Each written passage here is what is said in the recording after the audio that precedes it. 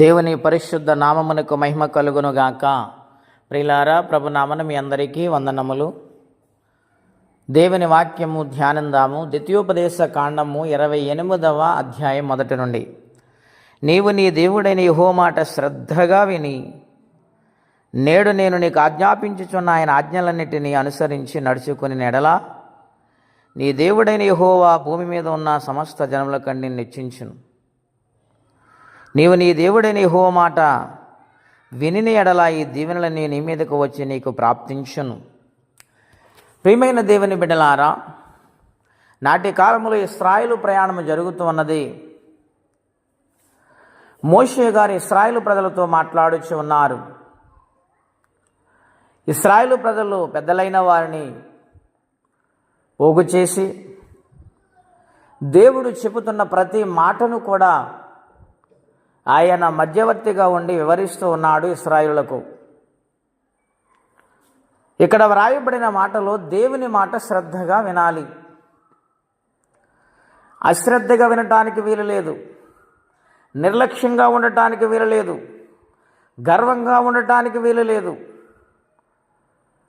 కారణం ఏమిటంటే దేవుని మాట, ఎవరైతే దేవుని మాటకు భయపడతారు, దేవుని మాటను గౌరవిస్తారు, వారు దీవించబడతారని ప్రత్యేకంగా ఉదయకాల సమయంలో దేవుడు మనతో మాట్లాడుచు ఉన్నారు. ప్రియమైన దేవుని బిడ్డలారా, మరి దేవుని మాట వింటున్నామా? ప్రారంభ దినాలలో భక్తి శ్రద్ధల్లో విధేయతతో భయముతో ప్రార్థించే వారమై ఉన్నాం. మరి ఇప్పుడు అటువంటి ప్రార్థన చేస్తున్నామా? ఆనాటి దినాలలో చేసిన ప్రార్థనే ఈనాడు ఈ స్థితిని తీసుకుని వచ్చింది. ఎంత మంచి స్థితిలో మనము జీవిస్తున్నామంటే దేవుని కృప, దేవుని యొక్క సన్నిధానములో భయపడినప్పుడు, ప్రార్థించినప్పుడు, కన్నీరు కార్చినప్పుడు దేవుడు మన పాపములు క్షమించి తన ప్రశస్త రక్తము ద్వారా ఆయన క్రయధనం ఇచ్చి విమోచించి మనలను కొన్నారాయన. ఆ రోజు నుంచి ఈ రోజు వరకు దేవుడు కాపాడుతూనే వస్తూ ఉన్నారు. ప్రతి నిమిషం, ప్రతి క్షణం ఆయన మాట ఇచ్చాడు గనుక నమ్మదగిన దేవుడై ఉన్నారు. మనల్ని సృష్టించాడు గనుక సృష్టికర్త ఉన్నాడు. మరి దేవుని మాట మనం వింటున్నామా? ఈ రోజున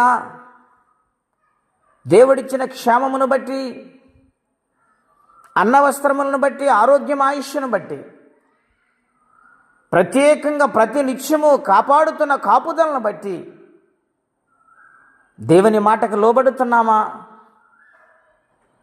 ఆలోచించమని ప్రభు పేరిట మనవి చేస్తూ ఉన్నాను.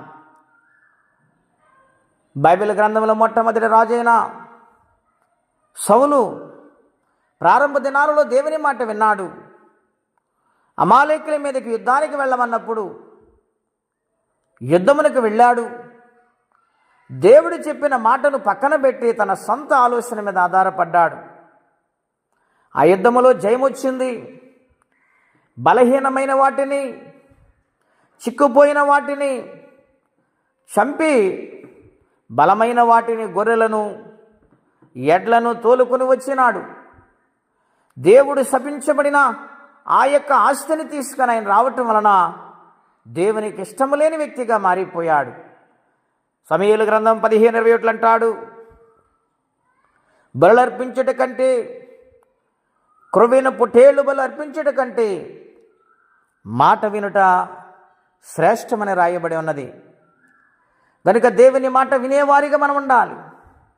ఒకప్పుడు సౌలు దేవుని మాట కోసము భయపడి ఎంతో తగ్గించుకుని జీవించేవాడు. రాజైన కొంతకాలానికి గర్వం వచ్చి దేవుని మాట నిర్లక్ష్యము చేసి తను పడిపోయాడు. దేవుని మాట శ్రద్ధగా వినలేని పరిస్థితులు గుండా ప్రయాణం చేశాడు. తర్వాత ఎంత వెతికినా దేవుడు అతనికి ప్రత్యక్షము కాలేదు, తనకు దర్శనాన్ని కూడా ఇవ్వలేదు. ప్రియా దేవుని బిడ్డలారా, పేతురు గారు దేవుడు చెప్పిన మాట చెప్పిన వల వేశాడు. ఉన్నతమైన దీవెనను పొందుకున్నాడు. దావీదు గారు దేవుని మాటకు లోబడి జీవించాడు. గొర్రెల దొడ్డిలోండి రాజుగా దేవుడు ఆయన్ని దీవించాడు. ఈ ఉదయకాల సమయంలో ఎవరి మాట విని మనము ఈ దేవునికి దూరం అయిపోతున్నాం, ఏ ఆలోచన చేత, ఏ తలంపు చేత దేవునికి దూరం అవుతున్న ఒక్కసారి ఆత్మ పరిశీలన చేసుకొని, ప్రభువా నన్ను క్షమించు, తిరిగి నీ సన్నిధానములో నీ మాట విని భాగ్యము నాకు దయచే నాయనా అని మనం ప్రార్థించగలిగితే, దేవుడు కరుణామయుడు గనుక కనికరించి మరలా మన పాపములు క్షమించి మనల్ని పవిత్రులుగా చేసి ఆయన సన్నిధానములు దీవిస్తాడు. అటువంటి దీవెన ప్రతి ఒక్కరు పొందుకోవాలని కోరుకుంటూ ఈ మాటలు ముగిస్తూ ఉన్నాను. ప్రార్థన అండి. అత్యంత కృపగలిగిన దేవా, మహోన్నతమైన మీ నామం కొరకై వందనాలు. ఉదయకాలం ప్రత్యేకంగా మాతో మాట్లాడుతూ వచ్చున్నారు. నీ మాట వినేవారిగా నీ సన్నిధానములు బ్రతుకు భాగ్యం మాకు దయచేయండి. యెషయా మీరు చెప్పినట్లుగా మీరు సమ్మతించిన మాట విని ఎడల భూమి యొక్క మంచి పదార్థములు మీరు అనుభవిస్తారన్నావు. తనటువంటి దీవెన మేము పొందుకునే వారిగా లోబడి జీవించు భాగ్యం అందరికీ దయచేయమని, ఇదను దీవెనకరంగా మార్చమని, తోడుగా ఉండమని, ఎవరే సమస్యలున్నారో కనికరించి సహాయము చేయమని యేసయ్య నామములో అడుగుచున్నాము తండ్రి. ఆమెన్. దేవుడు దీవించును గాక. ఆమెన్.